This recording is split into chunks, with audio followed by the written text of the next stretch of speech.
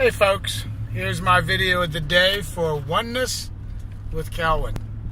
And I'm just sitting here thinking about it as I'm stuck in traffic driving across town, that it's so wonderful to be alive today. And I just read a book, and the book is called The Velvet Elvis. And the idea behind The Velvet Elvis and the title of it, I really love, is that imagine this. Imagine if an artist painted a painting that was so spectacular that they told all the other artists to put down their paintbrushes. There's no point in painting anything ever again because the greatest painting ever has already been painted. Well, Rob Bell wrote this book, and the point he's making in this, and as he goes into it, and he talks about the Bible and the teachings in the Bible. He mentions in there, that some of the words used in the Bible actually have a direct opposite meaning to what they have today. So you have to take everything into context. And the sad part about what so many religions have done is they've painted themselves into a corner where they say, this is the word, there's nothing to add for it, this is all the truth there is. And one of my teachers actually left his entire organization because they were saying that he could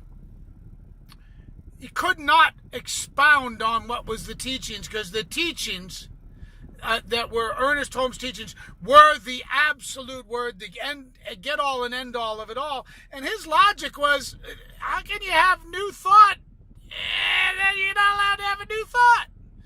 And then Rob Bell talks about it in The Velvet Elvis, and I love this book and I love this man. He talks about how the idea of a book like the Bible or the Quran or the Talmud and all these is not to be read in private, but to be read in groups and discussed and figured out and analyzed in how the teachings in that moment work in today's world, not how they worked the day they were written, because the meaning they had then doesn't mean the same things now. So here's the thing is, what I want you to do is this, is think about what is spirit? What is what you want to call God, spirit, oneness, universal intelligence? And would that universal intelligence want you to not think and expand on how great it can be and expand on how big it can be? Because here's what I say is that if you've got a picture of what your God is, whether it's a box that's in a book or a box that's in a picture that you have of him and an idol or whatever else, is if you have a picture of your God and you can put your God into a box, then your God is a pretty darn small God. Because for me, God, oneness of everything, is everything.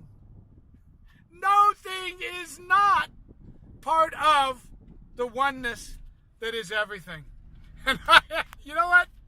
Makes me feel good knowing I'm part of something that great, and that every bit of me is working here to reflect the greatness of the single oneness intelligence that I like to refer to as God.